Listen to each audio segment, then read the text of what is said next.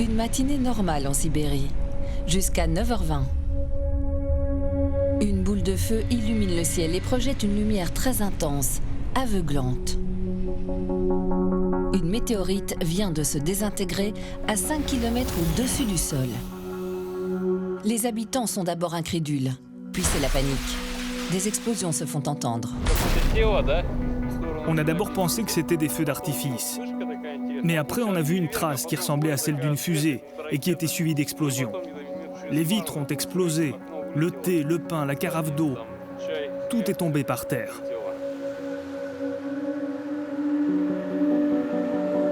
Au total, 6 villes sont touchées. La pluie de météorites et les explosions ont provoqué des dégâts importants. Au total, on dénombre 1500 blessés et plus de 7000 bâtiments endommagés.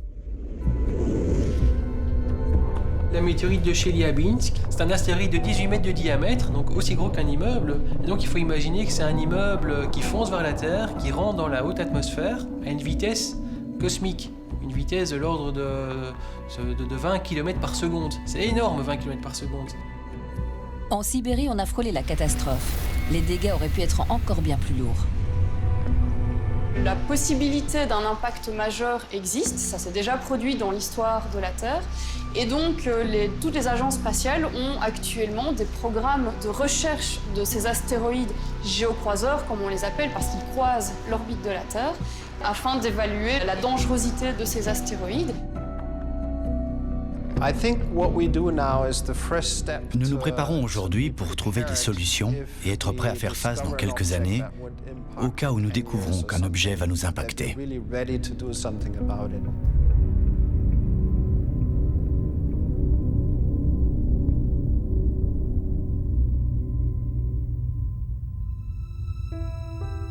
Chaque année, près de 300 000 tonnes de météorites tombent sur notre planète, en poussière la plupart du temps, et le plus souvent, heureusement, sans créer autant de dommages qu'en Sibérie.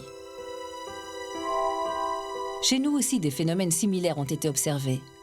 Des petites météorites traversant notre ciel sous la forme de boules lumineuses qui se sont désagrégées sans provoquer de dégâts.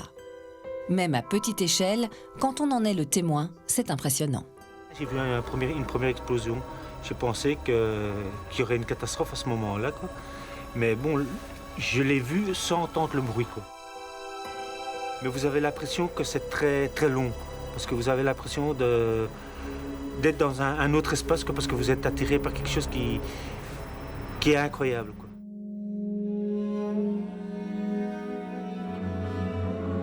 Un peu partout à la surface du globe, des chasseurs de météorites scrutent la Terre avec passion à la recherche de ces objets tombés du ciel. Dans la collection, il y a plusieurs centaines de météorites d'origines différentes. Vincent Jacques est fou d'astronomie et collectionneur de météorites. Il voue une fascination sans limite à ces cailloux de l'espace. Cette météorite, c'est la météorite de Chelyabinsk. Donc c'est une météorite qui est issue d'un énorme astéroïde. L'atmosphère va être face à ce caillou comme un mur de béton. Cette météorite va être freinée, elle va tellement être freinée qu'elle va exploser. Et au final, de cet immeuble de 18 mètres de diamètre, il ne reste plus qu'une grosse masse de 650 kg.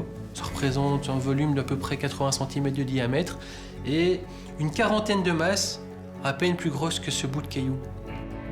Les débris d'astéroïdes racontent l'histoire de notre système solaire. Ils sont donc inestimables et poussent les chasseurs de météorites à arpenter notre planète à la recherche d'échantillons.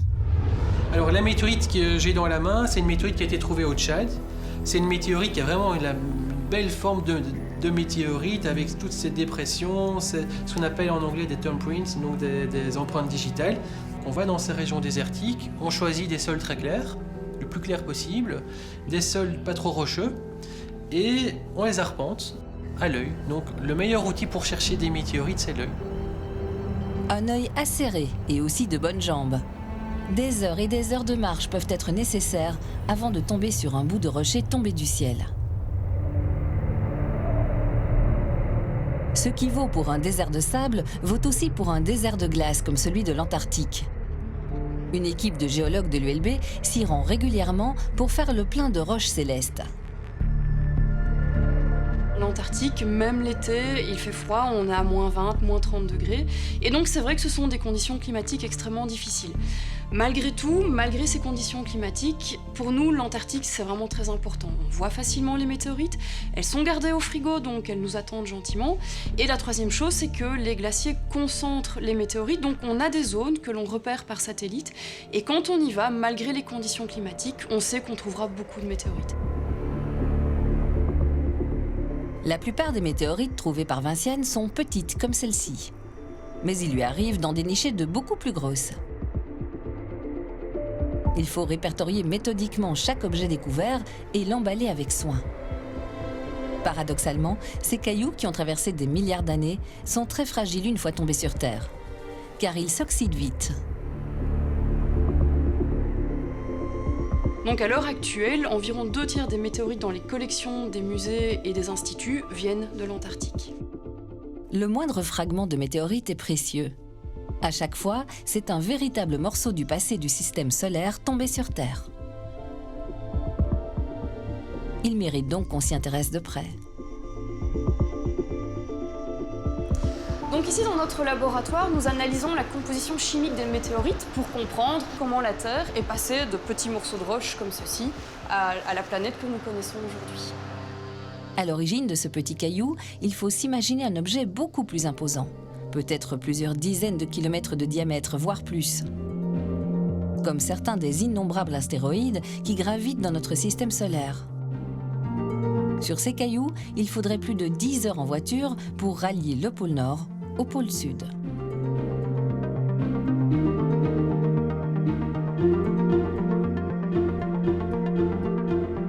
Si on remonte à la naissance de notre système solaire, on se rend compte à quel point les astéroïdes sont la matière première des planètes comme la nôtre.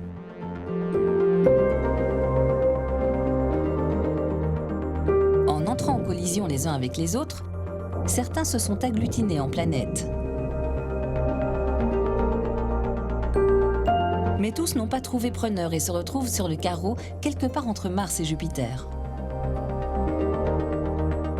Cette zone est particulièrement dense en astéroïdes. Nous sommes cernés. Et si on recule encore par rapport au Soleil, on croise une seconde ceinture d'astéroïdes. On l'appelle la ceinture de Kuiper.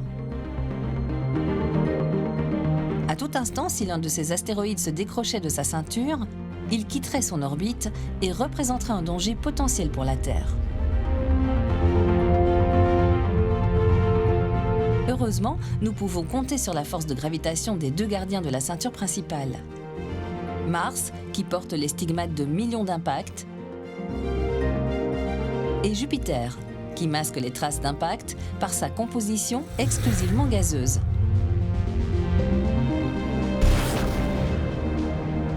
Lorsque des astéroïdes quittent leur orbite, ils ont beaucoup plus de chances de les heurter que de heurter la Terre. Mais combien pourraient échapper à la vigilance de Mars et de Jupiter? 1, 10, 100?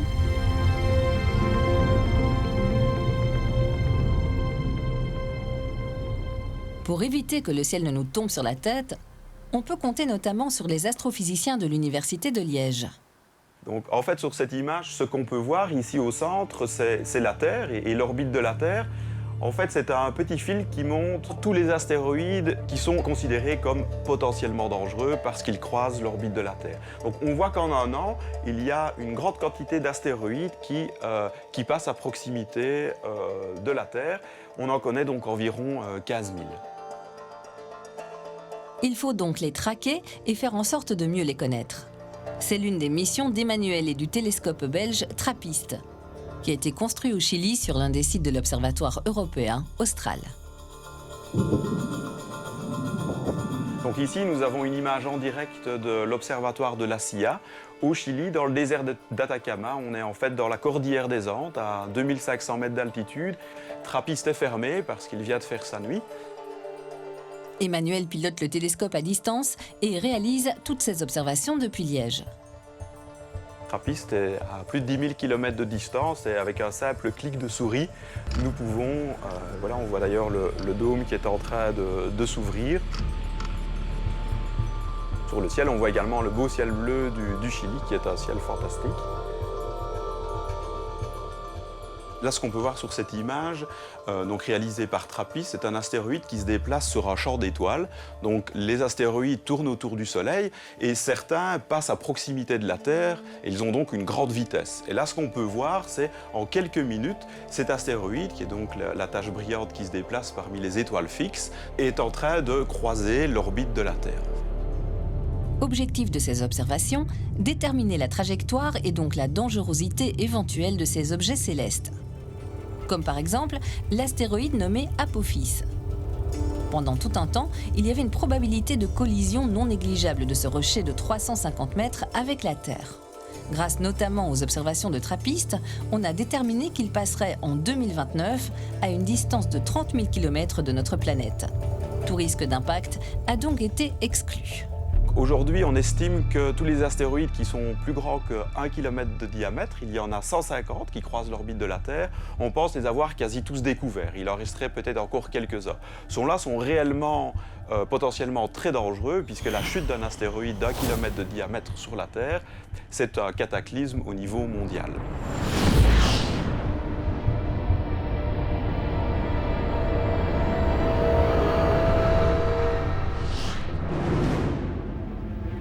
Les astéroïdes sont des exterminateurs.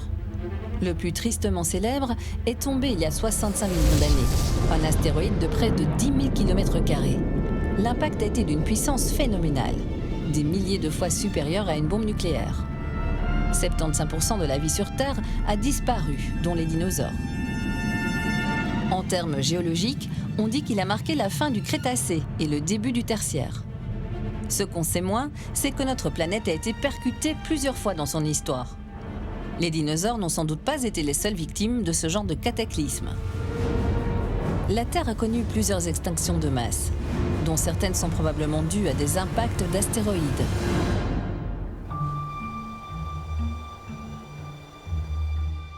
Nous voici près de Ans-sur-Lesse. Il y a 390 millions d'années, dans cette partie de la Belgique, nous étions sur le rivage d'un bras de mer de très grande taille. Donc on est dans la carrière de Resteigne. C'est une carrière qui exploitait du calcaire. Le calcaire permet de reconstituer la vie qui existait à ce moment-là. Alors ici, ce sont des échantillons assez spectaculaires. En fait, ce qu'on voit ici, c'est le fond marin, avec une surface assez ondulée. Et puis, de ce fond marin dépassent des fragments de colonies de coraux. Alors, il y a plusieurs espèces, il y a aussi des tas de petites coquilles qui dépassent. Ce monde, qui était florissant, a brusquement disparu. Les géologues, comme Frédéric, scrutent la roche à la recherche d'indices permettant de valider l'hypothèse d'une collision. En général, on retrouve des fragments des roches qui ont été vaporisées par l'impact, des fragments du météore. Et donc ça donne souvent une fine couche qui va enregistrer le phénomène. On peut évidemment calculer les effets, notamment la puissance de l'explosion en fonction du diamètre de l'impacteur, donc de l'astéroïde. Et on sait qu'à partir d'un certain diamètre, l'effet sur la biosphère est tel qu'on a une remise à zéro, c'est-à-dire une extinction de toute vie. Il suffit pour ça que l'atmosphère soit chauffée au-delà de 100 degrés. Et c'est ce qui arrive pour des astéroïdes de plusieurs dizaines de kilomètres.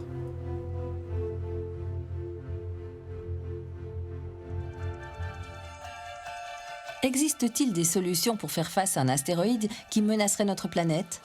La communauté scientifique internationale est bien consciente que le risque existe. Des réunions sont organisées, notamment par l'Agence spatiale européenne, qui regroupe des experts du monde entier pour trouver une réponse globale à cette menace. Nous pensons pouvoir dévier un astéroïde avec deux techniques différentes. La première est d'utiliser un gros engin spatial qui s'approcherait de l'astéroïde et qui, par le simple fait de sa présence physique et de sa force d'attraction, modifierait la trajectoire. Une autre solution consiste à aller percuter l'astéroïde pour le dévier de sa route. Cet exploit a été réalisé pour la première fois par la NASA lors d'une mission test.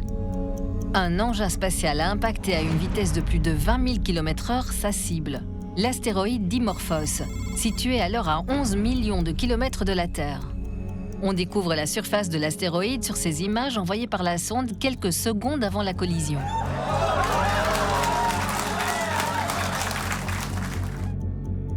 Dimorphos est en fait le satellite d'un plus gros astéroïde, Didymos, dont il faisait jusqu'ici le tour en 11 heures et 55 minutes. L'objectif de l'impact était de modifier sa trajectoire et de réduire son orbite pour le rapprocher de Didymos. Un satellite doit se positionner au plus près pour observer les effets de l'impact.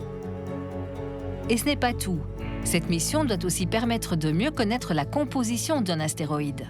Des images haute résolution de Didymos doivent être réalisées par le satellite. Il est aussi prévu de poser un petit engin sur ce gros rocher de l'espace pour effectuer des analyses plus poussées. Face à un ennemi potentiel, autant savoir exactement à qui on a affaire. Il y a plusieurs types d'astéroïdes et donc il est important de connaître sa composition, sa nature. En fait, on peut avoir des astéroïdes métalliques, principalement formés de fer et de nickel, et des astéroïdes beaucoup plus fragiles, formés de roches. Donc, dans la possibilité éventuelle de devoir agir sur un astéroïde pour le dévier ou le détruire, il va être important de connaître en effet sa composition. Dans ce domaine, la NASA envisage de mettre les gros moyens. L'idée est d'aller carrément capturer un astéroïde à l'aide d'un engin doté d'une sorte d'énorme sac, puis de le placer en orbite de la Lune pour pouvoir le conserver à distance raisonnable de la Terre.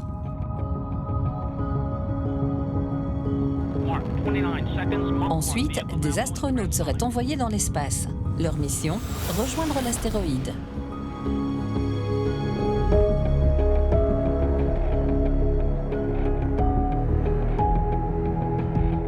Une fois sur place, l'objectif serait de collecter des morceaux du gros caillou.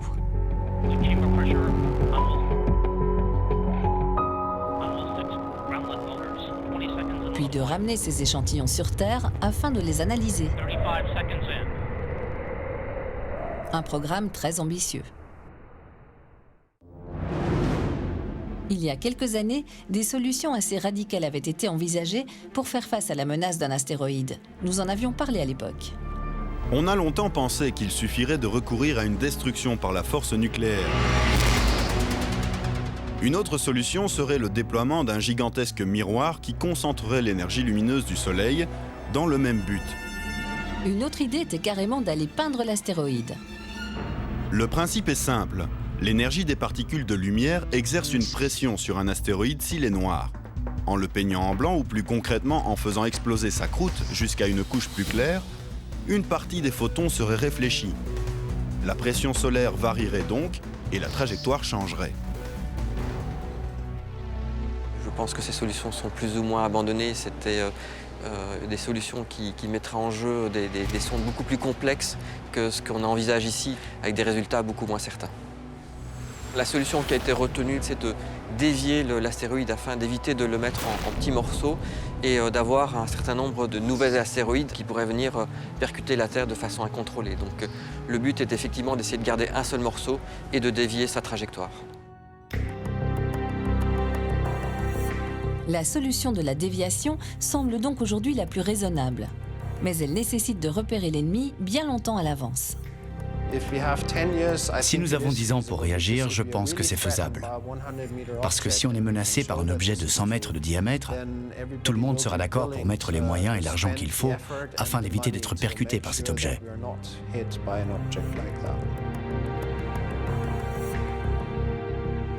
Aujourd'hui, le risque semble venir surtout des astéroïdes de quelques dizaines de mètres, qu'on ne voit qu'au dernier moment, comme celui de Tcheliabinsk en Sibérie.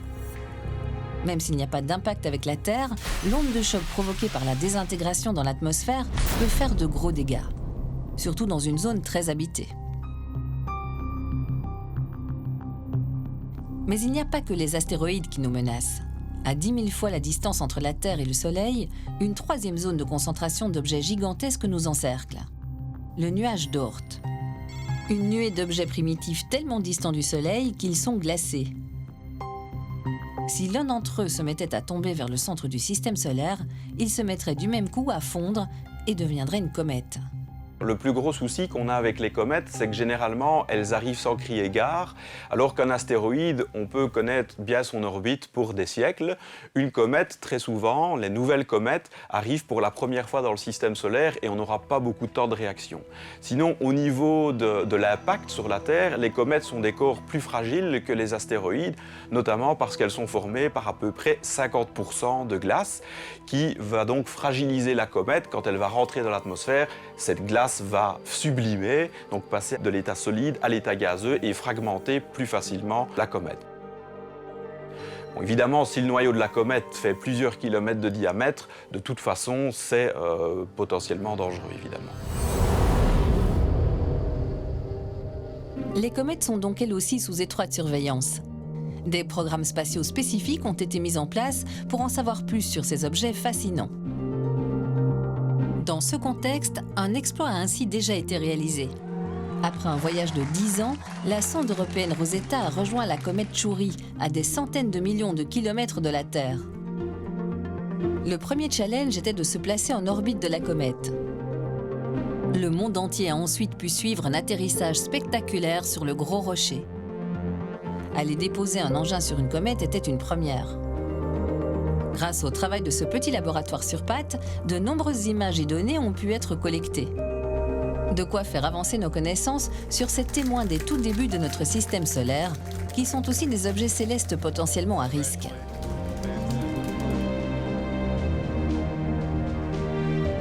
Pour le moment, l'heure est encore à l'observation et au recensement. On ne connaît que 1% des 1 million d'astéroïdes mesurant entre 20 et 50 mètres de diamètre qui croisent la Terre. La probabilité d'un impact majeur est très faible à court terme.